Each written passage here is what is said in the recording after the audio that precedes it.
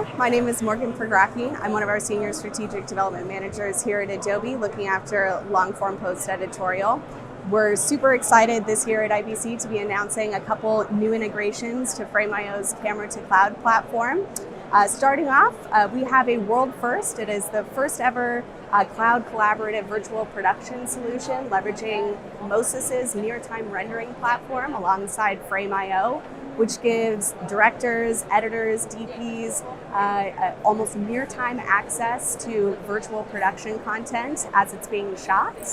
In addition to that, we also have new camera-to-cloud announcements with the Adobe Zato Connect, as well as the Teradek Serve Micro, as well as the Teradek Prism Flex, enabling live events and broadcasters to be able to take advantage of the Frame.io camera-to-cloud platform as well.